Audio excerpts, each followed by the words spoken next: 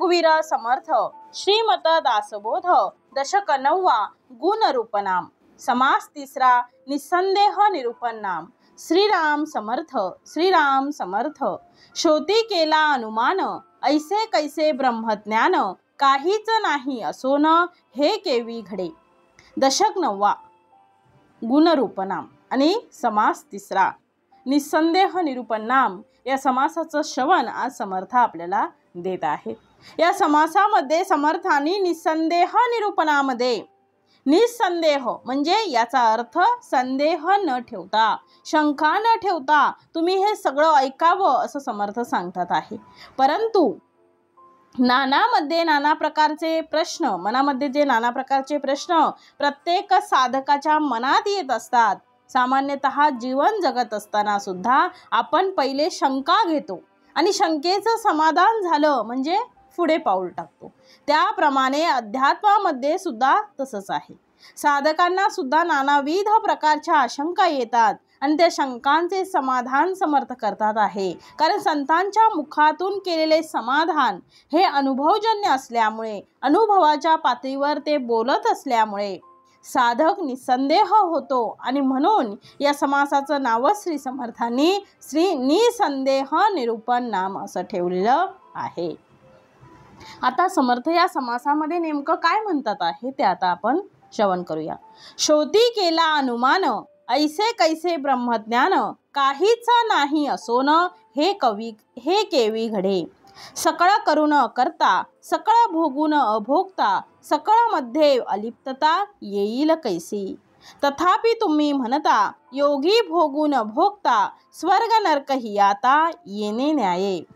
जन्म मृत्यू भोगिलेच भोगी परितो भोगून अभोगता योगी यातनाही तया लागी येणेची पडे। कुठून नाही कुटीला रडोन नाही रडला कुंथोन नाही कुंथिला योगेश्वर। काय सुंदर वर्णन समर्थांनी येथे केलेलं आहे हो। समर्थ म्हणतात आहे की माझ्या समोर ज्येष्ठ श्रेष्ठ साधक आहेत, परंतु साधक जरी असतील तरी सुद्धा त्यांना त्यांच्या साधनेत अनेक प्रश्न पडतात। एका साधकाने प्रश्न विचारला आहे, म्हणतात आहे महाराज श्रोती केला अनुमान ऐसे कैसे ब्रह्मज्ञान काहीच नाही असोन हे केवी घडे। काय अनुमान केला, हे कसं काय ब्रह्मज्ञान आलं, कुठलं ब्रह्मज्ञान आलं, काहीच नाही असोन हे केवी घडे। तुम्ही काहीच नाही म्हणता असं काय ब्रह्मज्ञान आहे की जिथे काहीच नाही आहे, मग ते ज्ञान कसं काय।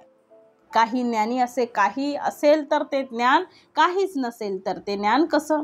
म्हणून समर्थ पुढे म्हणतायत सकळ करू न करता अवस्था कशी आहे ब्रह्मज्ञानाची किंवा ब्रह्मज्ञात्याची की तो सगळं सांगतोय सगळं करतोय आणि तरी सुद्धा तो अकर्ता असतो, म्हणून अकर्ता करून अकर्ता। म्हणून समर्थ म्हणतात सकळ करून अकर्ता सकळ भोगून अभोगता सगळ्या गोष्टी तो भोगत असतो उपभोगत असतो तरी सुद्धा तो अभोगता होतो। सकळांमध्ये अलिप्तता येईल कैसी सगळ्यांमध्ये राहतो आणि तरी अलिप्त असतो, हे कसं शक्य आहे। साधकाचा प्रश्न आहे। पुन्हा साधक म्हणतो आहे तथापि तुम्ही म्हणता संत म्हणतात सद्गुरू म्हणतात काय म्हणतात योगी भोगून अभोगता स्वर्ग नरक ही आता येणेची पाडे। स्वर्ग आणि नरक याच प्रमाणे आहे। तुम्ही एका बाजूला सांगता की तो अभोक्ता आहे आणि डोळ्यांनी तर तो आम्हाला सर्व भोगताना दिसतो आहे। म्हणून समर्थ म्हणतायत जन्म मृत्यू भोगिलेची भोगी।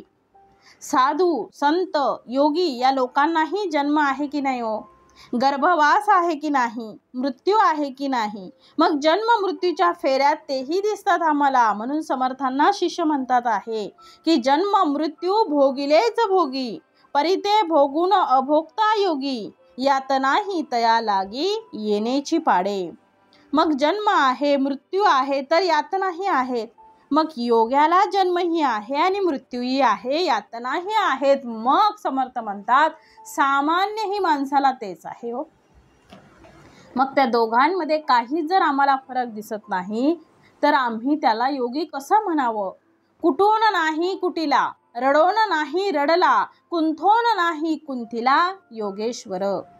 समर्थ म्हणतात आहे ते करून सुद्धा ते अकर्ता आहेत।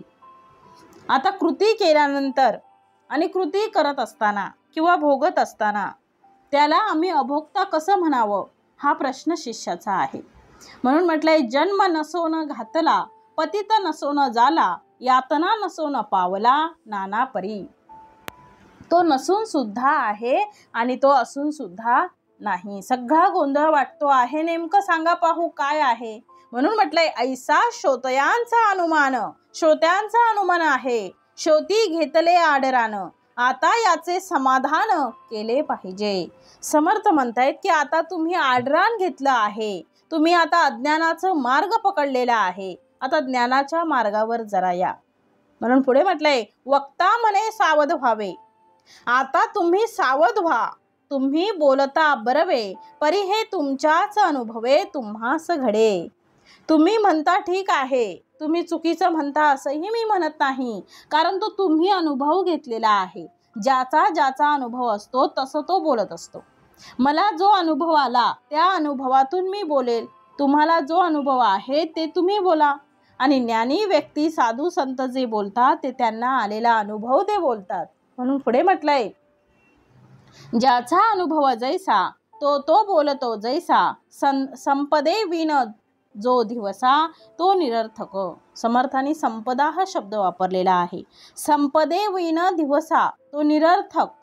नाव मात्र आपण संपदा म्हणतो आहे. ती संपदा कशाची आहे, तर ती संपदा ज्ञानाची आहे. जसं व्यवहारामध्ये सुद्धा संपत्ती असल्याशिवाय, ऐश्वर्य असल्याशिवाय माणूस गोष्ट करण्यासाठी धाडस करू शकत नाही. जर एखादी जमीन घेण्यासाठी माझ्याजवळ किती रुपये आहेत, माझ्या बँकेत काहीच, म्हणजे एवढ्या रुपयांची ती जमीन आहे आणि माझ्या बँकेत काहीच नाही आहे, मग शेती कशी विकत घेणार. म्हणजे संपदा असल्याशिवाय व्यवहार सुद्धा आपला चालू शकत नाही. मग संपदा असल्याशिवाय तुम्हाला अध्यात्म तरी कसा चालेल. म्हणून ती संपदा दोन ठिकाणची वेगवेगळी आहे. एका बाजूला धनसंपदा आहे, ज्याच्यामुळे आमचा व्यवहार चालतो, त्या धनसंपदेमुळे संसार सुखाचा होतो. म्हणून तर प्रपंची पाहिजे सुवर्ण असे समर्थ म्हणतात. पण पुढचं वचन काय आहे, तेथे परमार्थी पंचीकरण. ते ज्ञान जर तुम्हाला परमार्थात नसेल तर परमार्थ सुद्धा कळायचा नाही. व्यवहारामध्ये धन नसेल तर व्यवहार चांगला होत नाही, संसार चांगला होत नाही, प्रपंच चांगला होत नाही. तसा परमार्थ सुद्धा संपदेशिवाय प्राप्त होत नाही. आणि म्हणून ती संपदा असली पाहिजे. म्हणून म्हटलंय, संपदे विन दिवसा. दिवसा म्हणजे धाडस. तुम्ही धाडस करूच शकत नाही आणि केलं तरी त्यातून काहीही मिळत नाही, तो निरर्थक. जरी तुम्ही धाडस केलं असलं तरी काय मिळणार आहे. मी एखादी मोठी गोष्ट करायचा प्रयत्न केला, पण प्रयत्नासाठी तुमच्याजवळ सामर्थ्य काय आहे. जसं हिमालयाचं शिखर गाठायचं आहे, पण जागेवर उठण्याची ताकद नाही आहे, हिमालय कसं गाठणार हो. तिथे शारीरिक शक्ती लागेल की नाही मला. ती शारीरिक शक्ती, मानसिक शक्ती जोपर्यंत नसेल तोपर्यंत ते प्राप्तच होणार नाही. त्याप्रमाणे अध्यात्मामध्ये सुद्धा ज्ञानसंपदा असल्याशिवाय आम्हाला हे कळू शकणार नाही. कारण व्यवहारामध्ये आम्हाला साधूही दिसतात, संतही दिसतात आणि बद्ध प्रपंचही दिसतं. मग दोघांमध्ये नेमका काही फरक आहे की नाही, की दोघेही सारखेच आहेत. सामान्य मनुष्य दोघांनाही सारखं समजतो का, दोघांना सारखं समजतो का, दोघांना सारखं समजत असेल हो. म्हणून पुढे म्हटलंय समर्थांनी, याचं कारण आहे साधू संतांना आम्ही आमच्या सोबत आणून ठेवतो, पण तसं नाही आहे हो. त्यांची उंची खूप मोठी आहे, पण आम्हाला त्यांच्या उंची इतकं होता येत नाही. आपण संसार करून बसलेलो आहे, पण साधू संत संसार करून फक्त संसार नावापुरती ठेवलेला आहे, बाकी ते आध्यात्मिक कार्य त्यांचं चालू आहे हो. आपण आमचे दोष त्यांना लावतो, पण ते आपल्या उंची इतपत नाही. त्यांची उंची खूप महान आहे, त्यामुळे त्यांचं काहीही बिघडत नाही, बिघडणारही नाही. आमचं त्यांच्याप्रमाणे जर समजून घ्यायचं असेल तर आम्हाला त्यांना ते आमच्यासोबत नाही आणायचं आहे, तर आम्हाला त्यांच्यासोबत त्यांच्या लेवलला जायचं आहे, त्यांच्यासारखं व्हायचं आहे. त्यांची उंची आम्हाला गाठली पाहिजे. आपल्या कल्पनेने त्यांना आणायचं नाही, तर तुकाराम महाराजांनी पण संसार केला, नाथांनी पण संसार केला, नामदेव महाराजांनी पण संसार केला, संत गोरवांनी पण संसार केला, संत सावतामाळींनी पण संसार केला, संसार सगळ्यांनी केला. मग हेही संसारात होते, आम्ही संसारात होतो. मग आपल्या दोघांमध्येही खूप फरक आहे. तेही संसारात आहेत, आपणही आहोत, दोघेही संसारात आहोत. पण दोघांचा संसार मात्र एक नित्यमुक्त आहे आणि एक नित्यमुक्त आहे, एक संसाराशी बांधला गेलेला आहे आणि एक संसारातून मुक्त आहे. म्हणून म्हटलं, समुद्रामध्ये जर एखादा माणूस बुडत असतो बघा, आपण बघतो की समुद्रामध्ये एखादा माणूस बुडतो आहे, तर तो बुडणारा सुद्धा पाण्यात असतो की नाही? आता बुडतोय म्हणजे पाण्यातच असणार, बुडणारा सुद्धा पाण्यात असतो आणि त्याला पाहणारा मनुष्य पाहतो. काय पाहतो? तर त्याला वाचवण्यासाठी जो उडी मारतो तो सुद्धा पाण्यातच असतो. आता दोघेही पाण्यातच आहे हे आपण मान्य करू. पाहणारा मनुष्य काय म्हणतो? अरे दोघेही पाण्यातच आहेत, मान्य करू. पण दोघांची अवस्था एक आहे का हो? दोघे पाण्यात आहेत म्हणून दोघांची अवस्था एक नाही, वेगळी वेगळी आहे. एकाला स्वतःला वाचवता येत नाही आणि तो बुडतो आहे, पण त्या बुडणाऱ्या माणसाला स्वतः तो वाचूच शकत नाही. म्हणजे संत साधू योगी हे स्वतःला तर वाचू शकतात, म्हणजे जो बुडणारा मनुष्य आहे त्याला वाचवण्यासाठी वाचवणारा मनुष्य गेला आहे. वाचवणारा मनुष्य स्वतः बुडणार नाही आणि दुसऱ्यालाही बुडू देणार नाही. तसंच संत साधू योगी हे स्वतःला तर वाचू शकतात, पण स्वतःचं नुकसान म्हणजे स्वतः नुसते वाचत नाही, तर ते बुडणाऱ्याला सुद्धा वाचवतात. म्हणून बुडणारा जो मनुष्य आहे त्याला वाचवण्यासाठी त्याला त्या पाण्यात पडावे लागते, पाण्यात उडी मारावी लागते. सामान्य माणसाला दोघेही पाण्यामध्ये दिसतात आणि म्हणून आम्ही दोघांनाही सारखेच म्हणतो. म्हणून आपण तरला नव्हे ते नवल, दुसऱ्यासी तारील तोची धन्य, असं समर्थांचंच वचन आहे. म्हणून संत तेवढ्यासाठीच त्या पाण्यामध्ये उडी मारतात आहे, संसार सागरासाठी उडी मारतात आहे, संसारामध्ये पडतात आहे. आणि ते पडतात कोणासाठी? तर जे पडलेले आहेत त्यांना बाहेर काढण्यासाठी आतमध्ये उडी मारतात आहे. फरक कळला का? आम्हाला दिसायला दोन्ही सारखेच दिसतात आहे, म्हणून दोघांमध्ये फरक कळण्यासाठी आम्हाला त्यांची उंची गाठावी लागेल. हिमालयाच्या शिखरावर गेल्याशिवाय हिमालयाचं आम्हाला सौंदर्य दिसणार नाही. पायथ्याशी राहून अनुमान करून चालणार नाही, अंदाज करून चालणार नाही. आम्हाला त्या जागेवर जावं लागेल, तोपर्यंत आम्हाला त्यांचं वैभव दिसणार नाही, त्यांचं सौंदर्य दिसणार नाही. तसे साधू संत योगी या लोकांच्या योग्यतेसाठी आम्हाला ती योग्यता प्राप्त करावी लागेल, अन्यथा ती कळणार नाही. आपली योग्यता जर नसेल तर साधू संतांना आपण आपल्या योग्यतेप्रमाणे आणून ठेवतो. लहान मुलाला कळत नाही म्हणून गुरुजी हातामध्ये पाटी आणि पेन्सिल घेतात आणि गणित समजून सांगतात. तेही पाटी आणि पेन्सिल घेऊन गणित करतात आणि विद्यार्थीही पाटी आणि पेन्सिल घेऊन गणित करतात. मग दोघांच्याही हातात पाटी आहे, दोघांच्याही हातात पेन्सिल आहे, दोघेही गुणाकार भागाकार बेरीज वजाबाकी करतात आहे. मग दोघांची अवस्था एकच आहे का हो? बालकाच्या साठी पंते हाती घेतली पाटी. या पंतोजींनी हातामध्ये पाटी कोणासाठी घेतली? त्या बालकाला समजून सांगण्यासाठी घेतली आहे. तसं साधू संतांनी जर प्रपंच केला असेल तर तो प्रपंच कसा करावा हे सांगण्यासाठी आणि प्रपंचातून कसं बाहेर पडावं यासाठी ते प्रपंचात आले आहेत. ते मुळात प्रपंची नाही, ते नित्यमुक्त आहे. त्यांना कशाचं बंधन आहे? त्यांना साधू संतांना बंध आणि मुक्त हा सुद्धा शब्द त्यांना लागत नाही. म्हणून समर्थ म्हणतात आहे तुम्ही तसं करू नका. म्हणून म्हटलंय समर्थांनी, नाही ज्ञानाची संपदा, म्हणून आपण ज्ञानाची संपदा प्राप्त करावी. ज्ञानासारखं जगात दुसरं पवित्र स्थान नाही आणि जगात पवित्र ज्ञान आहे हो, ज्ञानासारखं दुसरं काहीच नाही. आम्हाला मुक्त व्हायचं असेल तर मुक्त होण्यासाठी ते ब्रह्मज्ञानच आम्हाला कारण आहे. ब्रह्मज्ञान प्राप्त झालं की आम्ही मुक्तच आहोत. ही मुक्ती आम्हाला आहे हे केव्हा कळू शकेल? जेव्हा आम्हाला त्या ज्ञानाची संपदा आमच्या गाठीला येईल. म्हणून म्हटलंय, नाही ज्ञानाची संपदा अज्ञान दारिद्र्य आपदा, भोगिल्याच भोगी सदा शब्द ज्ञाने. ज्याप्रमाणे व्यवहारामध्ये आमच्या जवळ प्रत्यक्ष संपत्ती नसेल तर व्यवहार उत्तम होत नाही. नुसतं व्यवहारामध्ये माझ्याकडे पैसे आहेत असं म्हणून व्यवहार होत नाही. ती प्रत्यक्ष धनसंपत्ती वापरावी लागते आणि त्यानंतर व्यवहार उत्तम होतो, संसार उत्तम होतो. नुसता आम्ही शब्द वापरला तर व्यवहार चालत नाही. त्याप्रमाणे अध्यात्मामध्ये सुद्धा मला ब्रह्मज्ञान झालं असा नुसता शब्द बरवा एखादा असेल, शब्दज्ञाता असेल, तर त्याने अध्यात्म कळत नाही. मग अध्यात्म कळण्यासाठी, ब्रह्मज्ञान कळण्यासाठी आम्हाला ती संपदा प्राप्त करावी लागेल. म्हणून समर्थ म्हणतात, भोगिल्याच भोगी सदा शब्दज्ञाने. म्हणून शब्दज्ञान कामाचं नाही आहे, अनुभवाचं ज्ञान असलं पाहिजे. म्हणून ते डॉक्टर जे असतात, जेव्हा अभ्यास करतात, एखादा सर्जन असेल, तो सर्जरीचा अभ्यास करतो. पुस्तकावर त्याला सगळे माहिती असते की ब्रेनचं ऑपरेशन कसं करावं. ते कागदावर सगळं समजून घेतात ते. आणि जरी कागदावर समजून घेतलं असलं तरी ते दुसऱ्या दिवशी कोणाच्याही ब्रेनचं ऑपरेशन करू शकणार नाही. कुठल्याही पेशंटला ते तपासू शकणार नाही. कुठल्याही पेशंटला ते त्यांच्या आजारातून मोकळा करू शकत नाहीत. मुक्त करण्यासाठी, त्यांना त्या आजारातून बाहेर काढण्यासाठी ज्यांनी या अगोदर ज्ञान प्राप्त केलेलं आहे, त्यांच्या हाताशी असिस्टंट राहावे लागते. त्यांच्यासोबत अनेकदा ऑपरेशन पाहावे लागते. त्यांच्याकडनं एक गोष्ट समजून घ्यावी लागते आणि त्यानंतर त्यांना ती प्रत्यक्ष कृती करावी लागते.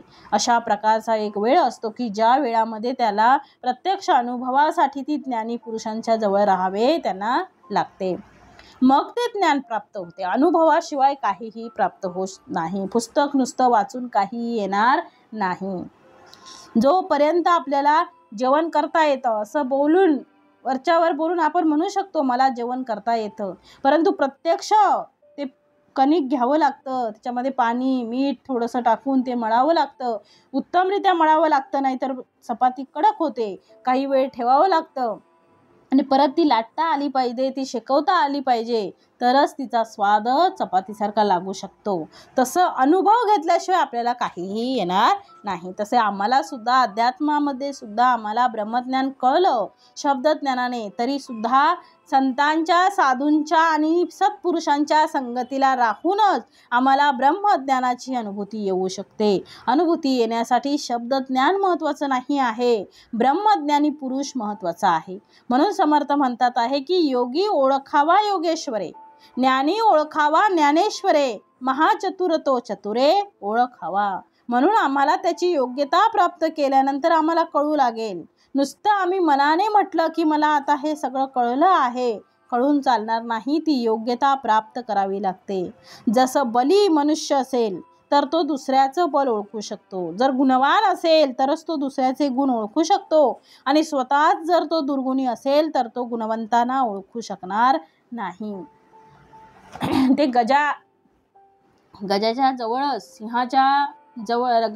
सिंहाच्या जवळच जे बल आहे ते उंदराला कळणार नाही. आणि इतकंच नाही तर कोकिळेजवळ जो गुण आहे तो कोणाला दिसणार नाही हो, कावळ्याला दिसणार नाही. कावळाही तसाच दिसतो आणि कोकिळाही तशीच दिसते. दोघांमध्येही काही फरक नाही. कसा फरक नाही? कावळा काळा आहे आणि कोकिळही काळीच आहे. दोघेही काळे असताना सुद्धा दोघांमधला फरकच कळत नाही, कारण दोघेही एकाच रंगाचे दिसतात. कारण ते दिसण्याचा विचार आहे, असण्याचा नाही हो, गुणांचा विचार केला आहे. कावळा हा कावळा असतो आणि कोकिळा ही कोकिळाच असते. जेव्हा वसंत ऋतू येतो, जेव्हा ज्ञान प्राप्त होते, ज्ञानाच्या क्षेत्रात जेव्हा तो प्रवेश करतो, तेव्हा ज्ञानी माणसाला ज्ञानी ओळखू येते. आणि ज्या माणसाला ज्ञान नाही, तो नुसता शब्दज्ञानी आहे, त्या व्यक्तीला ज्ञानी माणूस ओळखू येत नाही. म्हणून त्यासाठी काय करावं तर आम्ही त्याप्रमाणे व्हावं. आम्ही साधू व्हावं, आम्ही साधक व्हावं, आम्ही मोठं व्हावं आणि मोठ्यांना ओळखावं. ब्रह्मज्ञान ओळखणं हे तेव्हा शक्य आहे जेव्हा आम्हाला अशा मोठ्या पुरुषांच्या, श्रेष्ठ पुरुषांच्या सानिध्यात राहावं लागेल आणि त्यांच्या सानिध्यात राहून आम्हाला त्यांच्याप्रमाणे व्हावं लागेल. मग ते कसे आहेत ते आपल्याला ओळखू येतील. म्हणून पुढे म्हटलंय, योगी ओळखावा योगेश्वर, ज्ञानी ओळखावा ज्ञानेश्वरे, महाचतुर तो चतुरे ओळखावा. अनुभवी अनुभव्यास कळे, अलिप्त अलिप्तपणे निवळे, विदेहाचा देह भाव गळे, विदेही देखता, बद्धा सारिखा सिद्ध आणि सिद्धा सारिका बद्ध, एक अभाविल तो अबद्ध म्हणावाच न लगे. इथे सारखेपणा हा व्यवहारामध्ये नेहमीच त्रासदायक असतो. दोन्ही गोष्टी सारख्याच आहेत. खऱ्या कोणत्या आणि खोट्या कोणत्या ओळखताच येत नाही. डुप्लिकेट माल कोणता आणि ओरिजिनल कोणता हेही ओळखता येत नाही, कारण दोघांमध्ये काहीच फरक दिसत नाही.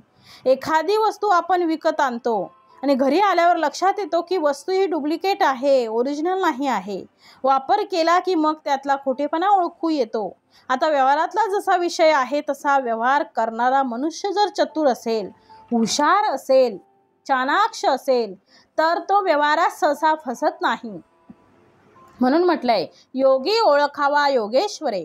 तो योगेश्वर ओळखण्यासाठी सुद्धा आपल्याजवळ ती योग्यता हवी असते. ज्ञानी ओळखावा ज्ञानेश्वरे. ज्ञानी माणसांची ओळख ज्ञानेश्वरांना होऊ शकेल. योगीश्वरांना ओळख योग्यांना योगेश्वरांची ओळख योग्यांना होऊ शकेल. महाचतुर तो चतुरे ओळखावा. दोघांमध्ये कुठल्या तरी गुणांची गरज आहे, म्हणून ओळखायचं असेल तर जगातील असलेल्या गुणवान माणसांची ओळख, गुणवान माणसांची परीक्षा दुसरा गुणवान करतो. अगुणी मनुष्य करू शकत नाही. असं म्हणतात की कावळ्याला स्वतःचं घर आहे, कोकिळेला स्वतःचं घर नाही आहे. ती कोकिळ पक्षी कावळ्यांच्या घरट्यांमध्ये स्वतःची अंडी घालतात. आता कावळ्याची अंडी पण त्याच्यातच असतात आणि कोकिळेची अंडी पण त्याच्यातच असतात. आणि कोकिळेची त्याच्यातच असल्यामुळे आता अंड्यांमध्ये असताना सुद्धा जेव्हा ते उबवले जातात तेव्हा त्या अंड्यातून ते बाहेर येतात तेव्हा सगळ्यांचा वर्ण सारखाच असतो, कारण कोकिळा ही काळीच असते आणि कावळाही काळाच असतो. दोघांचाही कलर सेम असतो. मग बाहेर आल्यानंतर दोघेही कसे दिसतात, सारखे दिसतात, सेम दिसतात. मग आता यांना ओळखावं कसं? मग समर्थ म्हणतात की कोकिळा जी असते ती कधीच फसत नाही. तिला माहिती आहे की हे माझं पिल्लू आहे, माझं पिल्लू माझ्यावरच जाणार. जेव्हा कावळे कावकाव करतात आणि लहान लहान पक्षी कोकिळाप्रमाणे कुहू कुहू करतात तेव्हा ती आपल्या पिल्लांना तिथून घेऊन जाते. इथे गुणवान माणसांची पारख गुणवानच मनुष्य करू शकतो आणि तो दिसायला बाह्य रूपाने जरी सारखा असतो, सारखा जरी असला तरी जसं जी वस्तू आपल्याला चांगली वाटते, जी वस्तू आपल्याला हवीशी वाटते ती वस्तू चांगलीच असते असं आपल्याला सांगता येत नाही. म्हणून त्याच्यावर मार्क असतो. जसं सोनं जरी घ्यायचं असेल तरी KDM आहे, 916 आहे, त्याच्यावर मार्किंग केलेलं असतं बघा. ते मार्क वरून आपण ओळखू शकतो की हे कशा प्रकारातलं आहे. पण व्यवहारामध्ये असलेलं हे जन आहेत त्या जनांमध्ये संतही आहे, सत्पुरुषही आहे, साधू संतही आहेत.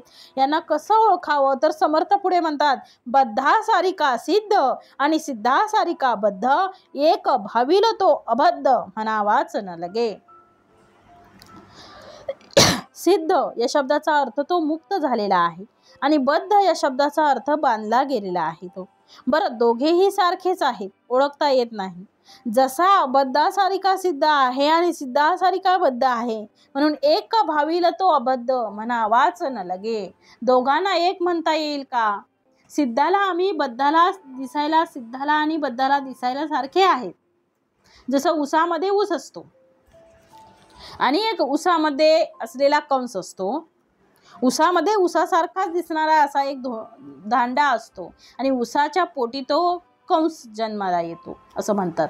तो जर पाहिला तर ऊस आणि त्याच्यातला फरक लक्षात येत नाही. केव्हा लक्षात येतो? जेव्हा तो ऊस आपण खायला लागतो तेव्हा लक्षात येतो की अरे हा ऊस नाही आहे, हा कंस आहे.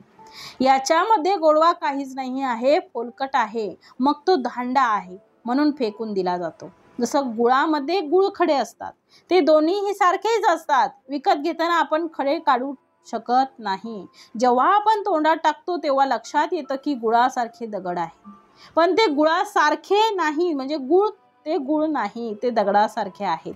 सारखेपणा दृश्य स्वरूपात आहे, अंतर स्वरूपामध्ये खूप मोठा फरक आहे. तांदूळासारखे तांदूळ खडे, चावू जाता दात पडे. समर्थांचंच वचन आहे. ते म्हणतात की दोन्ही सारखेच दिसतात. तांदूळ निवडायचे म्हणजे काय करायचं तर त्यातले खडे निवडावे लागतात. पांढरेच असतात, तांदळासारखाच बारीकसा असतो, पण तो शिजतच नाही हो, आणि चावताना बरोबर लक्षात येत नाही. चावताना तो लक्षात येतो की हा कडक लागला आहे आणि दात असं चर कसा आवाज येतो. जसं हरभऱ्यांमध्ये कुच्चे असतात आणि भिजत घालतो तरी त्यातले काही असतात ते भिजतच नाही, ते दगडासारखे तसेच असतात, दिसायला सारखेच. याचा अर्थ सारखे असणे आहे. दोघांमध्ये सारखे असणे नाही आहे. दोघांमध्ये फार मोठं अंतर आहे. त्यांना आपण सारखं कसं म्हणावं? एवढा मोठा अंतर असल्यावर ते सारखं कसं म्हणावं? म्हणून समर्थ पुढे म्हणतात आहे की देही पाहता दिसेना. समर्थांनी पुढे म्हटलंय समर्थाने आता पुढे सांगितलेलं आहे की संपदेवन दो दिवसा तो निरर्थक नाही ज्ञानाची संपदा. अज्ञान ज्ञानिद्रे आपदा भोगिल्याच भोगी सदा शब्द ज्ञाने. आता समर्थ म्हणतात आहे योगी ओळखावा योगेश्वर, ज्ञानी ओळखावा ज्ञानेश्वर. ज्ञानी आहे तर ज्ञानेश्वरच ओळखू शकतात. योग्याची ओळख योग्यालाच पडते. जो श्रेष्ठ ज्ञानी असेल तोच दुसऱ्याला ज्ञानी माणसाला ओळखू शकतो. जो अत्यंत चतुर असेल तोच चतुर माणसाची पारख करू शकतो. म्हणून पुढे म्हटलंय समर्थाने, अनुभवी अनुभवयास कळे, अलिप्त अलिप्तपणे निवळे, विदेहाचा देह भाव गळे, विदेही देखता. म्हणजे जो अनुभवी असतो तोच अनुभवी पुरुषाला जाणतो. जो अलिप्त असतो त्यालाच अलिप्त पुरुषाला पाहून संतोष वाटतो आणि जो विदेही असतो त्याच कुणी विदेही म्हटला तर तो आनंदाने त्याचे देहभान हरपतो. पुढे समर्थ म्हणतात आहे बद्धासारिका सिद्ध. समर्थाने पुढच्या ओवीमध्ये म्हटलं आहे की बद्धा झडपला तो देहधारी, बद्धा सारिका सिद्ध, सिद्धा सारिका बद्ध, देह एक भाविल तो बद्ध म्हणावाच न लगे. झडपला तो देहधारी आणि देहधारक पंचाक्षरी, परंतु दोघा एकसरी कैसी द्यावी. तैसा अज्ञान पतित आणि ज्ञानी जीवनमुक्त, दोघे समान मानिल तो एक कैसा म्हणावा. झडपला तो देहधारी आणि देहधारक तो पंचाक्षरी, परंतु दोघा एकसरी कैसी द्यावी. म्हणून पुढे म्हटलंय समर्थाने, देही पाहता दिसेना, तत्व शोधिता भासेना, ब्रह्म आहे निवडेना काही केल्या. आता समर्थ म्हणतात आहे कुणी एखादा बद्धा सिद्ध असून बद्धासारखा वागतो तर कुणी एखादा बद्ध हा सिद्धपणाचे सोंग आणीत असतो. त्यांना जो एकसारखे मानतो तो मूर्ख असतो. हे सांगण्याचीही आवश्यकता नाही, हे आपल्याला समजतंय. पुढच्या ओळीमध्ये समर्थ म्हणतात आहे ज्याला एखाद्या भूताने झडपलेले आहे. समर्थ आता म्हणताय झडपला तो देहधारी आणि देहधारक पंचाक्षरी. ज्याला एखाद्या भूताने झडपलेला असते, ज्याला एखाद्याला तोही देहधारी असतो. आणि भूतबाधा नाहीशी करणारा मांत्रिकही देहधारीच असतो, त्याने सुद्धा देह धारण केलेला असतो. देहधारक पंचाक्षरी, परंतु दोघा एकसरी कैसी द्यावी. मग समर्थ म्हणतात म्हणून दोघांनाही आपण कसे एकच म्हणावं, एकसारखे कसं म्हणता येईल. त्याप्रमाणे समर्थ म्हणतात पुढचं उदाहरण दिलंय, तैसा अज्ञान पतित आणि ज्ञानी जीवन मुक्त, दोघे समान मानिल तो युक्त कैसा म्हणावा. मग त्याचप्रमाणे अज्ञानी पतित अशा माणसाला आणि ज्ञानी जीवन मुक्ताला समान मानलं तर त्या पुरुषाला शहाणा कसं म्हणावं. आणि म्हणून पुढे पुढे सांगतात आहे समर्थ, पुढे 16व्या ओळीमध्ये समर्थ म्हणतात आहे आता असो हे दृष्टांत. आता सगळे दृष्टांत समर्थ देऊन झाले. आता 16व्या ओळीमध्ये समर्थ म्हणतात आता असो हे दृष्टांत, रचित बोलो काही हेत, येथे श्रोता सावचित्त क्षण एक व्हावे. आता हे दृष्टांत देणं पुरं झालं. आता प्रचितीचा स्वानुभवाचा काही विचार सांगतो, तरी तो तुम्ही आता एकाग्र चित्तेने ऐका. आणि आता पुढे समर्थ म्हणतात आहे जो जो ज्ञाने गुप्त झाला, जो विवेके विराला, जो अनन्यपणे उरला काहीच नाही. आता जो जो कुणी ज्ञानाने गुप्त झालेला आहे म्हणजे देहाने असून नसल्यासारखा झालेला आहे. जो जो ज्ञाने गुप्त झाला तो विवेके विराला, म्हणजे जो जो कुणी ज्ञानाने गुप्त झालाय म्हणजे देहाने असून नसल्यासारखा झालेला असतो. जो विवेकाने आत्मस्वरूपी विरून गेलेला असतो आणि अनन्यपणामुळे वेगळा असा उरतच नाही. म्हणून पुढे समर्थ म्हणतात आहे, तयास कैसे गवसावे, त्याला कसं शोधून काढावे, तयास कैसे गवसावे, शोधू जाता तोची व्हावे, तोची होता म्हणावे न लगे काही. खूप उत्तमाचं दिलंय समर्थाने.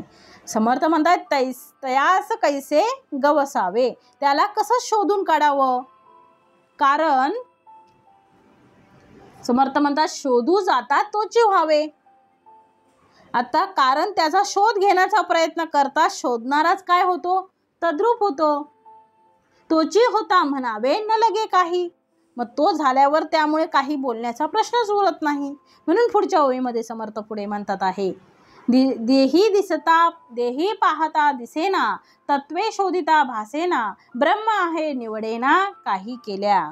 त्याच्या देहात त्याचा शोध घ्यावा तर तो तेथे नसतोच. तत्वात म्हणजे पंचभूतात शोध घ्यावा म्हटलं तर तिथे तो भासत नाही. ब्रह्मरूप झालेला असल्याने त्याला काही केल्या निवडून वेगळाही काढता येत नाही.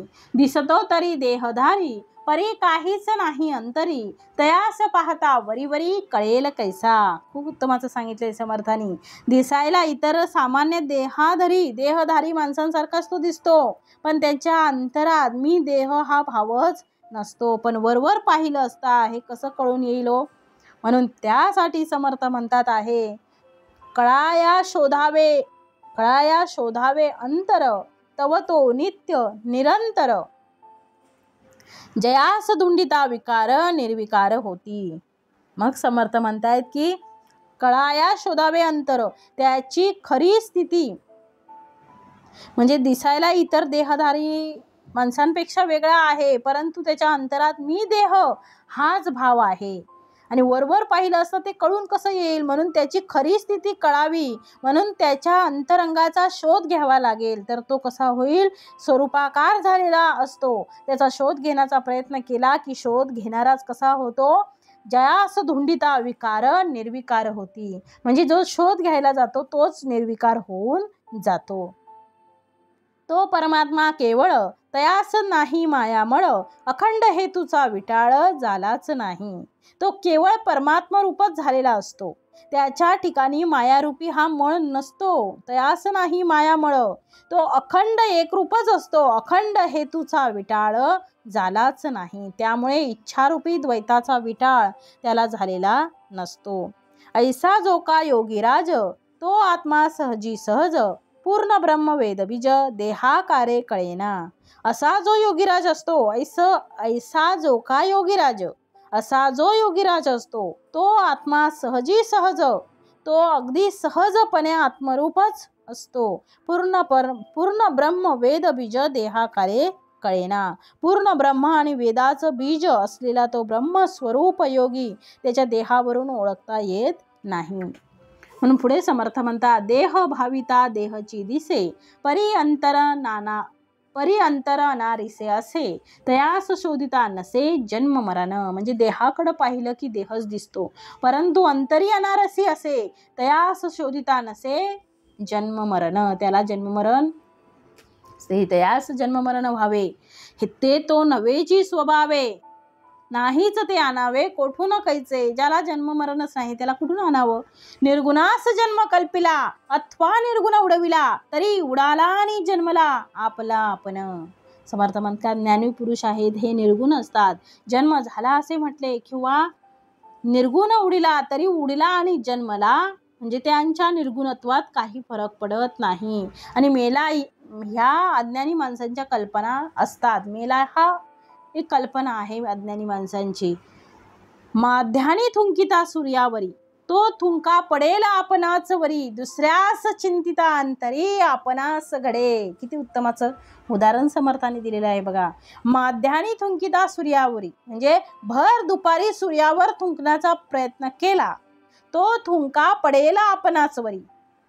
जर भर दुपारी जर आपण सूर्यावर थुंकण्याचा प्रयत्न केला तर ती थुंकी आपल्याच अंगावर परत येऊन पडते. दुसऱ्यास चिंतिता अंतरी आपणास घडे. म्हणून दुसऱ्या संबंधी आपण ज्या कल्पना मनात आणतो त्याप्रमाणे आपल्यालाच भोगावे लागते. म्हणजे ज्ञानी पुरुषाला जन्ममरण आहे हे चिंतिले असता आपण ते त्याच्यावर आरोपित केल्यासारखं होतं, त्यामुळे त्याचं तर काहीच बिघडत नाही, पण दोष मात्र कोणाला? आपल्याला लागतो. दुसऱ्यास चिंतिता अंतरी आपणास घडे.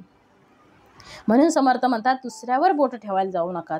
ज्यावेळी तुम्ही दुसऱ्याला बोट ठेवता त्यावेळी 4 बोट ही आपल्याकडे असतात. म्हणजे आपला गुन्हा केवढा मोठा आहे हो. एक बोट ज्याच्याकडे आहे त्याचा गुन्हा तरी कमी आहे, परंतु 4 बोट आपल्याकडे आहेत म्हणजे आपला गुन्हा डबल आहे हो, ट्रिबल आहे. मग त्याच्यामुळे आपण दुसऱ्याला नावं ठेवण्यात आपला वेळ खर्ची करू नये. त्यापेक्षा ज्याच्या त्याच्या परिस्थितीनुसार जो तो चालत असतो आणि जो तो व्यवहार करत असतो किंवा जो तो आपलं जीवन जगत असतो, आपण दुसऱ्याला बोलण्याचा आपल्याला काही अधिकार नाही. आपण स्वतः कसं विवेकाने कार्य करावं हे आपल्यावर आहे. म्हणून समर्थ म्हणतात पुढे, समर्थ रायाचे महिमान जाणता होते समाधान, परंतु भुंको लागले स्वान तरी ते स्वानची आहे. एखादा सामर्थ्य संपन्न राजा आहे तर त्याची थोरवी जाणून पाहून मनाला समाधान होते, पण कुत्री त्याच्यावर भुंकतात.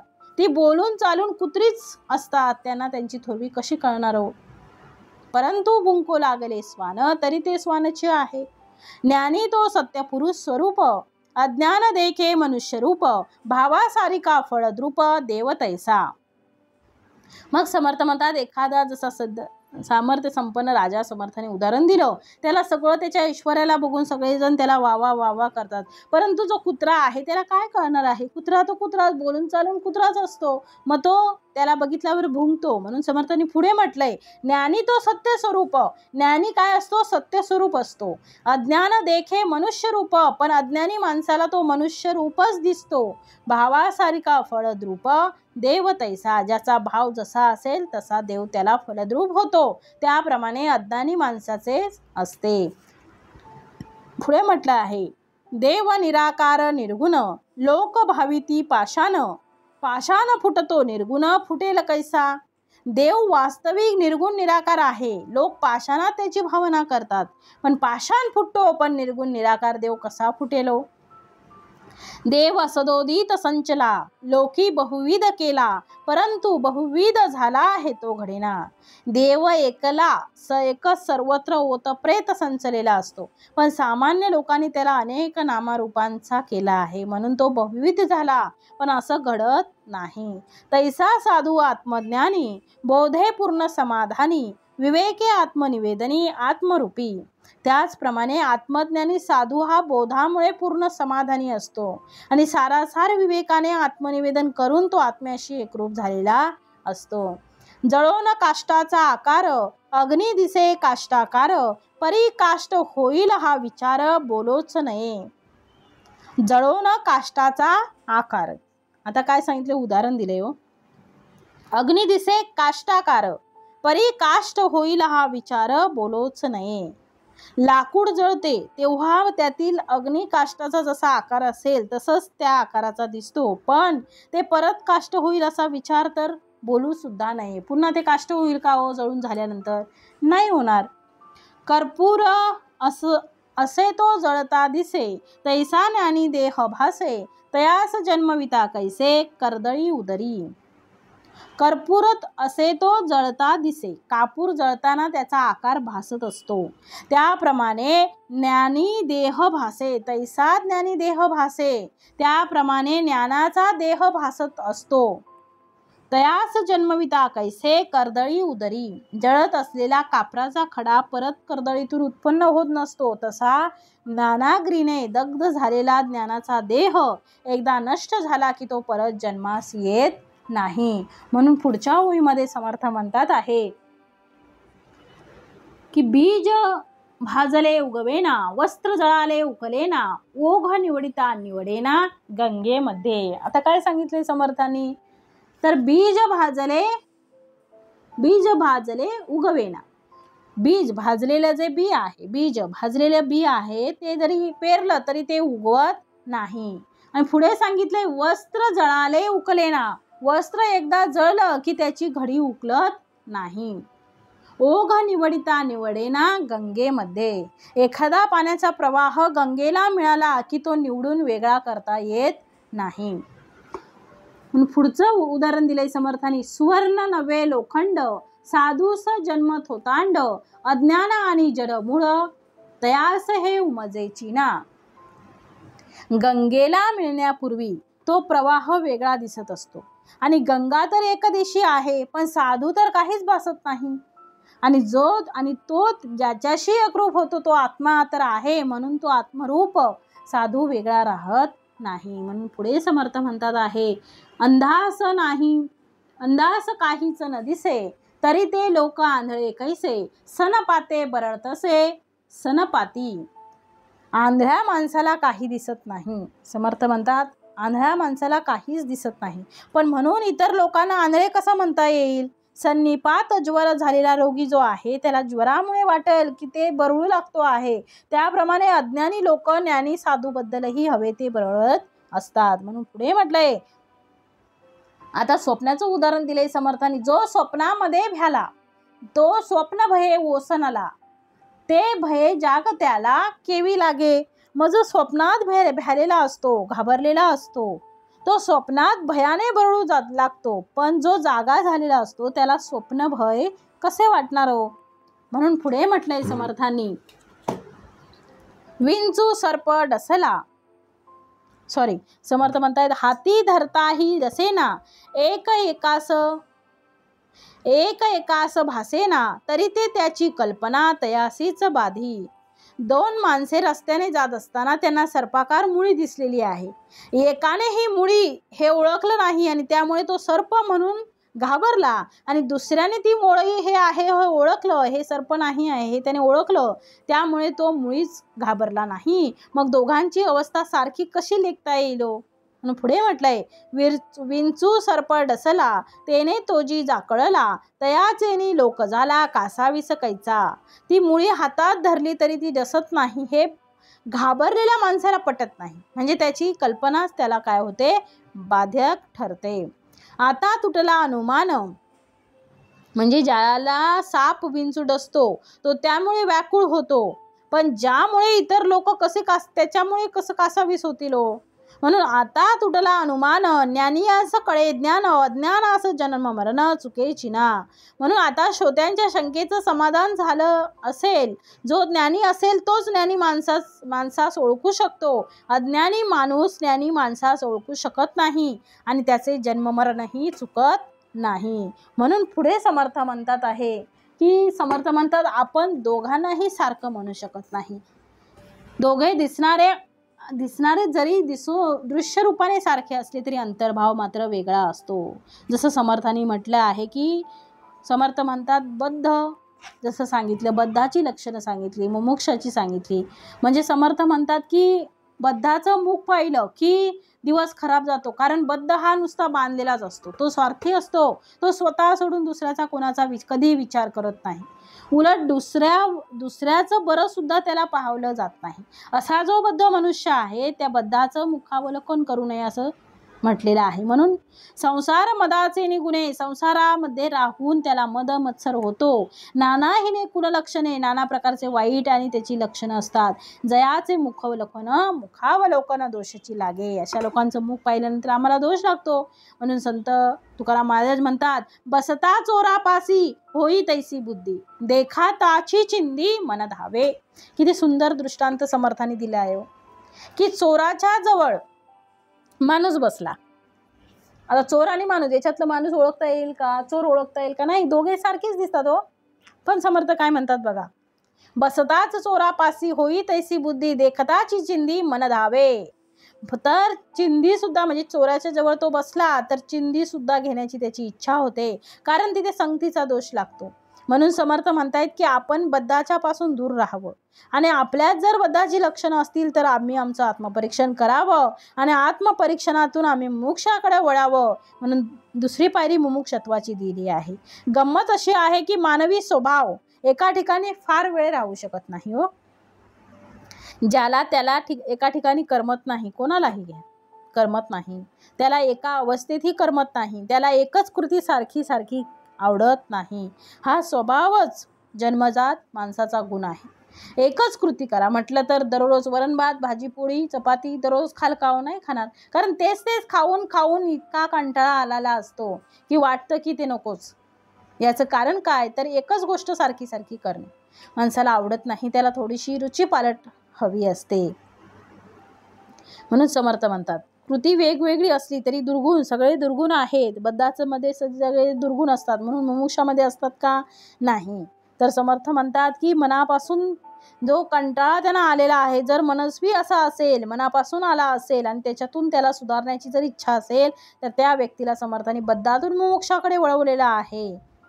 मग किती सोपं आहे हो, किती साधं सरळ दिलेलं आहे. मला एकच गोष्ट नको आहे, मग आता ती नको ना, मग ती मनापासून नको असेल आणि जर तुम्हाला चांगलं करण्याची इच्छा असेल त्याच्यापेक्षा, जसं आपल्या घरातलं फर्निचर असते, काही वस्तू आपल्या घरात असतात, 1-2-3 वर्ष लोक तशाच पद्धतीने राहतात त्या घरात, पण 2-3 वर्षानंतर त्यांना असं वाटतं की अरे याच्याऐवजी टी व्ही पलीकडे लावली पाहिजे, सोफा इकडे लावला पाहिजे, म्हणजे सतत बदल करत राहतो. म्हणून समर्थांनी पुढे म्हटलंय संसार दुःखे दुःखबला त्रिविध तापे पोळला निरूपणे प्रस्तावला अंतर्यामी. मनामध्ये बदल होतो, तो कुठे होतो? याच्यासाठी जर 2 व्यक्ती समोरासमोर बसलेल्या आहेत, सोबत बसलेल्या आहेत, दोन्ही व्यक्ती एकच सारख्या असतील, एकच विचार करत असतील असं होऊ शकत नाही. म्हणून समर्थ म्हणतात की अंतर्यामी, त्याचं अंतर्मन त्याचं पहिलं आधी त्याने सुधारायला सुरुवात केली पाहिजे. मनामध्ये बदल होतो, तो कुठे होतो? निरूपणात होतो. म्हणून समर्थ म्हणतात निरूपणी हे सद्वृत्ती होते. चांगलं चांगलं ऐकत असताना ते ऐकावेसे वाटते, कारण मनाला सुद्धा चांगले हवे असते. कारण मुळामध्ये हा जो जीव आहे हा मुळात परमेश्वराचं रूप आहे हो, आणि परमेश्वर हा सर्व गुणांचा सागर आहे. त्यामुळे त्या जशा मासोळीला पाण्याची गोडी असते, पाण्याशिवाय ती राहू शकत नाही, तसा जीव हा मुळात परमात्मा असल्यामुळे, परब्रह्म असल्यामुळे त्याला चांगल्याचीच गोडी आहे. तो कुठेतरी गुंततो, ते कुठेतरी अडकतो आणि कुठेतरी रमतो. ते रमणंच त्याला कुठेतरी त्रासदायक आहे. म्हणून तो भगवंत आपल्या संसारामध्ये काही दुःखाचे, काही संकटांचं, काही समस्येचं, काही अडचणीचे असं प्रसंग उभे करतो आणि त्यातून माणूस शहाणा होतो. अर्थात व्हायला पाहिजे, होतो असं सांगता येत नाही, पण व्हायला पाहिजे. क्षणिक होते म्हणून त्याला मंद मुमुक्ष असा शब्द वापरला आहे. काही क्षणात वाटतं की नको आहे आणि त्याला वाटतं की स्मशान वैराग्य, क्षणिक वैराग्य असतं ते. म्हणून म्हटलंय संसार दुःखे दुःखवाला. एखादा व्यक्ती असतो जो अत्यंत प्रिय असतो, जीवाचा जीवलक असतो, की त्याच्याशिवाय मनुष्य एक दिवस सुद्धा राहू शकत नाही. मी नसावा अंतो असावा असं जेव्हा त्याला वाटतं ना, असा व्यक्ती जेव्हा मृत पावतो, एखादा मरतो, त्यावेळेस राहणाऱ्या माणसाचा जीव जेरीस येतो. त्याला हे जग तुच्छ वाटायला लागते, सगळं सोडून द्यावे वाटते. हे दुःख सुद्धा भगवंत तुम्हाला शिकवण्यासाठीच देतो असं समर्थ म्हणतात. म्हणून म्हटलंय संसार दुःखे दुःखवला त्रिविध तापे पोळला. 3 प्रकारचे ताप आहेत, आपण त्याचा सविस्तर विचार केलेला आहे. आध्यात्मिक, आदिदैविक, आदी भौतिक ताप असं 3 ताप समर्थाने दिलेला आहे. समर्थ पुढे म्हणतात आहे हे दुःख संकट, तो प्रसंग आपल्या डोळ्यासमोरून निघून गेला म्हणजे एकदा का ते बाहेर पडलं त्याच्यातून दुःख विसरतो, मग तो संसारामध्ये गुंततो. म्हणून गुंतणे वाईट नाही, पण एखादा उभं आल्यानंतर पुन्हा गुंतणे याच्यासारखं दुःख नाही. म्हणून एकदा माणसाला कळलं की हे चुकीचं आहे. पश्चाताप केव्हा होत असतो? अंतःकरणापासून असलेल्या लाच कळते की ही गोष्ट माझ्याकडे चूक झालेली आहे. भगवंत दयाळू आहे, सागरासारखा आहे, तुमचे सगळे दोष घेण्यासाठी ते बसलेला आहे, तो बसलेला आहे, तो स्वीकारतो आहे, पण तुम्हाला मात्र अंतःकरणापासून पश्चाताप झालाय का हे सांगायला पाहिजे. आम्हाला मुळामध्ये अंतःकरणापासून पश्चाताप होतच नाही, म्हणून मनुष्य संसारापासून सुटत नाही. किती माणसाने जीवनामध्ये दुःख सोसावं जन्मापासून, म्हणजे जन्मापूर्वीपासून, कारण गर्भावस्थेपासून दुःख आहे, तिथून दुःखाची जी सुरुवात होते त्याच्या शेवटच्या क्षणापर्यंत दुःख आहे. मग त्या प्रत्येक दुःखातून माणसाने हे लक्षात ठेवलं पाहिजे की आपला हा संसार तो सुखाचा नाही, संसार मुळात दुःखाचा आहे. मग अशा दुःखी माणसाला कवटाळून बसण्यापेक्षा आम्ही भगवंताला कवटाळून बसावं, भगवंताला आपलं समजावं, आपलं मनबुद्धी सगळं भगवंताला अर्पण करावी, त्याच्या चिंतनात राहावं, आनंद मिळवावा आणि म्हणावं आहे तुके देवाचे ऐसे वर्तने निश्चयाचे, मूळ तुटे उद्वेगाचे येणे रीती. म्हणून समर्थ वचनाप्रमाणे आम्हाला वागता आलं पाहिजे समर्थांच्या वचनाप्रमाणे. म्हणून समर्थ म्हणतात, संसार दुःखे दुखावला. कोण दुखावलाय आता? तर तो जीव दुखावलाय. त्रिविध तापे पोळला. कोण पोळला? तर तो जीव पोळला आहे. निरूपणे प्रस्तावला. अंतर्यामी कोण? तर पुन्हा जीव आहे. त्या माणसाला, त्या जीवाला आता मनापासून वाटू लागले आहे की तो प्रस्तावला आहे. याचा अर्थ त्याला पश्चाताप झाला. आणि दुसरा अर्थ असाही घेऊ शकतो की तो आता निरूपणानुसार प्रस्थान करू लागला आहे. एका ठिकाणाहून दुसरीकडे जाऊ लागला आहे.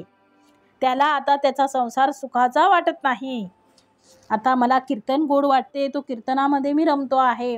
म्हणजे संसारामध्ये असलेल्या या कटकटीपेक्षा मला कीर्तनात गोडी वाटते. मला प्रवचन ऐकावेसे वाटते. मला निरूपण रोज संध्याकाळी ऐकावेसं वाटतं आणि ते ऐकल्याशिवाय झोप येत नाही.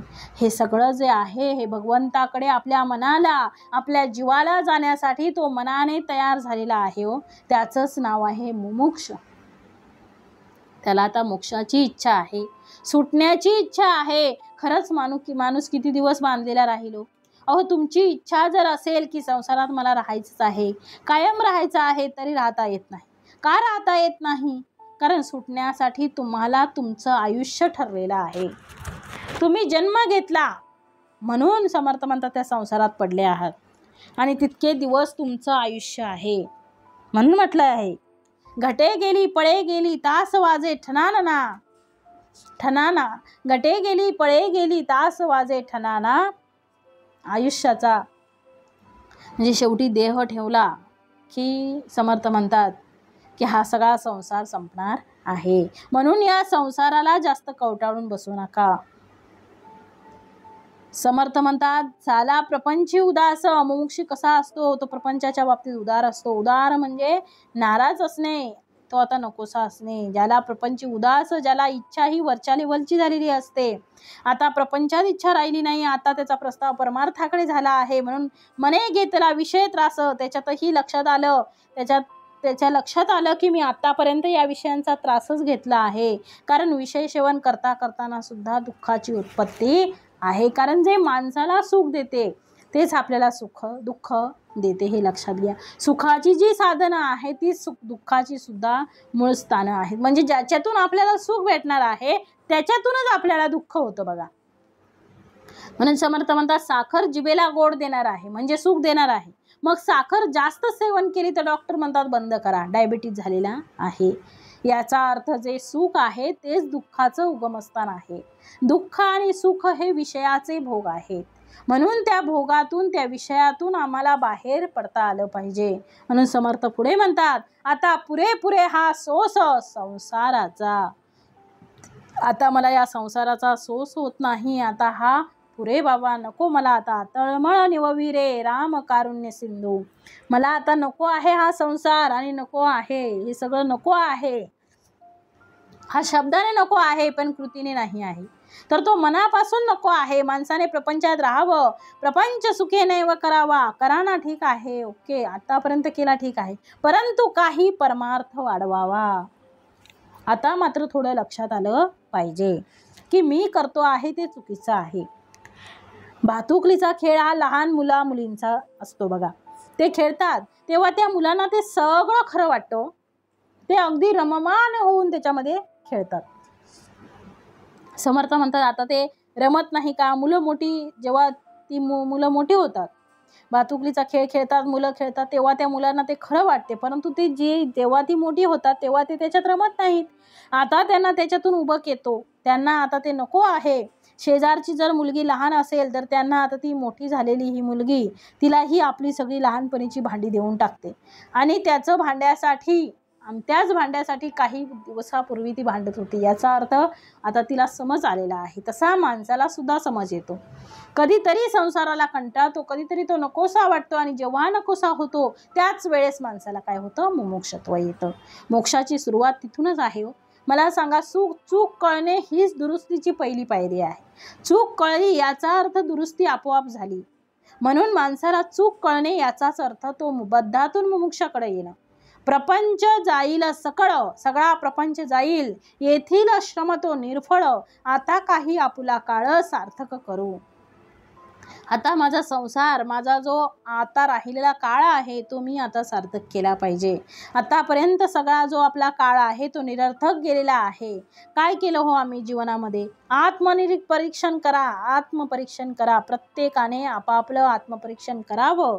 जेव्हा माणूस आत्मपरीक्षण करतो त्यावेळेस त्याच्या लक्षात येतं की आपण आयुष्यामध्ये जे जे केलं तो केवळ श्रम केलेला आहे, आणि तो नुसता श्रम नाही केला तर तो निर्फळ केलेला आहे. निर्फळ केला आहे म्हणजे निरर्थक केला आहे. तुका म्हणे हेला पाणी वाहू वाहू नेला. त्या पाण्यातला एक थेंबही त्या हेलाला मिळाला नाही. त्या पाणी ओढण्याचं तो काम करत होता. गाड्या ओढल्या आयुष्यभर आणि शेवटी पाणी वाहता वाहताच त्याचं मरण आलं. त्याला काय मिळालं? काहीच मिळालं नाही. त्याला काहीही मिळालं नाही. तसं माणसाच्या जीवनात आयुष्यभर पैशासाठी मरमर करील, कुटुंबासाठी मरमर करील, भौतिक वस्तू प्राप्तीसाठी मरमर करील, पण त्याला शेवटी काय मिळेल? तर शेवटी त्याच्या लक्षात येईल की मी एवढी मरमर केली परंतु याच्यातून मला काहीही मिळालेलं नाही. समाधान तर नाहीच नाही. भगवंत तर किती पुढची बाजू आहे. म्हणून आपण भगवंतासाठी काहीतरी केलं पाहिजे. आपण आपल्या जीवनामध्ये असा कुठला तरी वेळ काढला पाहिजे की जो मी प्रपंच सोडून माझ्या भगवंतासाठी लावील. म्हणून समर्थ पुढे म्हणतात, आता काही आपुला काळ सार्थक करू. थोडं जप करावं, भगवंताचं थोडं नाम घ्या, साधनेला बसा, रोज काहीतरी बैठक घ्या, उपासना करा, ग्रंथांचं वाचन करा, भगवंताची रोज पूजा करा, रोज नामस्मरण करा, कुठलं तरी एकट्यात बसून चिंतन करा, दिवसातून एकदा तरी परोपकार करा. कितीतरी जगात अशा गोष्टी आहेत की ज्या गोष्टी केल्याने माझं अंतःकरण आनंदाने भरून येईल. आनंदाने भरून जाईल. मी परमेश्वर रूप आहे याची हळूहळू अनुभूती होऊ लागेल. मग त्यासाठी काहीतरी करू. याचा अर्थ राहिलेला काळ सार्थकी लावू. काही लोकांचं 40 वर्षांचं वय आहे, काय केलं 40 वर्षापर्यंत? 50 वर्ष आहे, काय केलं?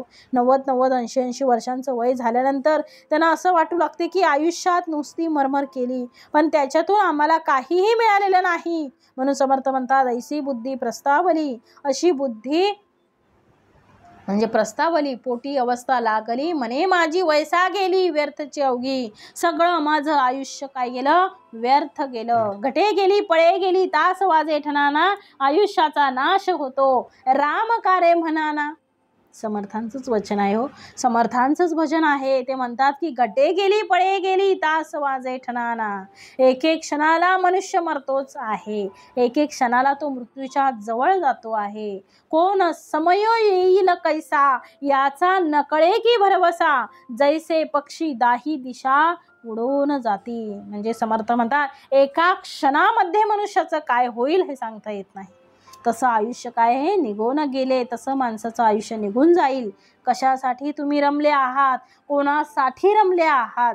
जे नाशवंत आहे, नश्वर आहे त्याच्यासाठी आपण रमलो. अहो आपला जन्म म्हणजे आपला माणसाचा जन्म हा सार्थक करावा, सार्थकी व्हावा, या जीवाचं कल्याण व्हावं याच्यासाठी, भगवंतासाठी. दुसरं कारण नाही. कुठल्याही योनीमध्ये माणसाला मुक्ती नाही हे मी सांगत नाही, हे संत सांगतात. पशुदेही नाही मुक्ती ऐसे सर्वत्र बोलती. मग ही मुक्ती कोणामध्ये आहे? तर नरदेहीच आहे. म्हणून नरदेह आम्हाला प्राप्त झालेला आहे. ही लॉटरी आपल्याला लागलेली आहे आणि ह्या लॉटरीचा कसा उत्तमोत्तम फायदा करून घ्यावा हे आपल्याकडे आहे, कारण ही लॉटरी पुन्हा लागत नाही. म्हणून समर्थ म्हणतात परत ती लॉटरी लागण्यासाठी 84च्या फेऱ्यामध्ये अडकावं लागेल. म्हणून समर्थांनी 3 गोष्टी अलभ्य सांगितलेल्या होत्या. म्हणजे शंकराचार्यांनी अलभ्य सांगितल्या होत्या. पहिली अलभ्य गोष्ट सांगितली मनुष्यत्व, मनुष्य देह म्हणजे माणसाचा देह, मग तो पुरुष असो वा स्त्री असो, माणसाचा देह. त्याला बुद्धी आहे, त्याला प्रगतीची इच्छा आहे, तो प्रगती करू शकतो, विचार करू शकतो, त्याच्यामध्ये ते सामर्थ्य आहे, म्हणून तो अलभ्य. बाकी प्राणी करू शकत नाहीत. जगाच्या पाठीवरचा कुठला प्राणी स्वतः उत्कर्ष करू शकतो तर कोणीच करू शकत नाही. कुत्र्यांचं भुंकणं तेच आहे, गाढवांचं लोळणं तेच आहे, पक्ष्यांचं उडणं तेच आहे, काही त्याच्यात बदल नाही. कावळ्याची कावकाव तीच आहे. कोणत्याही पक्षामध्ये काहीही बदल नाही. कित्येक वर्षानुवर्ष आपण तेच ऐकतोय, वर्षानुवर्ष झाली तेच ते. पण मात्र माणसाच्या योनीत बदल आहे. मी दिवसेंदिवस मी माझ्या प्रगतीचा विचार करू शकतो, उत्कर्ष करू शकतो. जगाला सुखी करण्याच्या भानगडीत पडण्यापेक्षा समर्थ म्हणतात पहिले तू सुखी हो. तू सुखी झाला की जग सुखी होईल. आता प्रश्न असा आहे की मी सुखी का होत नाही? कारण माझं ज्याच्यात लक्ष आहे ती वस्तूच दुःखदायक आहे. दुःखाला कवटाळून सुखप्राप्तीची जी इच्छा करतात त्यांना आयुष्यात कधीच सुख मिळणार नाही. म्हणून जे सुखरूप आहे, जे सत्य आहे, चित्त आहे आणि आनंद आहे असं ब्रह्माचं मूळ रूप आहे, त्या ब्रह्माला मी माझं केलं पाहिजे तर तू खऱ्या अर्थाने सुखी आणि समाधानी होशील. म्हणून समर्थ म्हणतात सांडूनी राम आनंद घन ज्याचे मनी विषय चिंतन तैयास कैसे समाधान लोलंगतासी. म्हणून भाग्य लक्षात ठेवा, अंतरापासून वैराग्य तोची जाणावा त्याची जाणावे महत्भाग्य. कुठलं अंतरापासून वैराग्य हो? तर संसार हा माईक आहे, संसार हा खोटा आहे हे अंतरात कळलं पाहिजे. वरवर माणसाला कळतं, शब्दज्ञान सगळ्यांना असते, परंतु वरवर पाहून सगळी माणसं सारखी असतात असं धरू समजू नये. कृतीत उतरण्याच्या बाबतीत सगळे गोंधळात पडतात. जसं त्या नदीमध्ये भोवरा असतो आणि त्या भोवऱ्यामध्ये मनुष्य जसा अडकतो तसा हा मनुष्य संसाराच्या भोवऱ्यात अडकतो आणि हे भोवरं माणसाला बुडवल्याशिवाय काय राहत नाही. म्हणून ताबडतोब आपण जागे झाले पाहिजेत. म्हणून समर्थ म्हणतात असा जर तू जागा झाला असेल तर तू आता तसा कृतीला लागला पाहिजे. आता मला कळलं आहे. कसं कळलं आहे की मुलाला अभ्यास कर म्हटलं की तर तो अभ्यास करत नाही, पण मी आता अभ्यास केला पाहिजे हे ज्या क्षणाला कळायला लागते त्यानंतर त्याला शिकवायची गरज नाही. म्हणून समर्थ म्हणतात बुद्धी ऐसी प्रस्तावली पोटी अवस्था लागली म्हणे माझी वैसा गेली व्यर्थची अवघी. म्हणून समर्थ पुढे म्हणतात आहे ऐका जाणण्यासाठी लोक पडिले अटाटी नेरपणे हिंपुटी होती जन्म मृत्ये. आता श्रोत्यांच्या शंकेचं समाधान झालेलं आहे. जो ज्ञानी असेल तोच ज्ञानी माणसाचं ओळखू शकतो आणि अज्ञानी माणूस ज्ञानी माणसाला ओळखू शकत नाही. त्याचे जन्ममरण काही चुकत नाही. म्हणून समर्थ म्हणतात एका आत्म्याला जाणण्यासाठी लोक आटापिटा करीत राहतात आणि अज्ञानाने काय होतात कष्टी होतात आणि जन्ममृत्यूचे दुःख भोगत राहतात. त्याची कथानुसंधान पुढे केले परिच्छिन्न सावधान म्हणे वक्ता. त्याची कथानुसंधान पुढे केले परिच्छिन्न सावधान म्हणे वक्ता. हाच विषय पुढे समर्थाने अधिक स्पष्ट करून सांगितलेला आहे. तरी सावधान असं वक्ता म्हणाला. म्हणजे असे समर्थ सांगत आहे सावधान व्हा आणि पुढे याचं सगळं सविस्तर वर्णन समर्थाने केलेलं आहे. इति श्रीदास बोधे गुरुशिष्य संवादे निसंदेह निरूपण नाम समास तिसरा. जय जय रघुवीर समर्थ.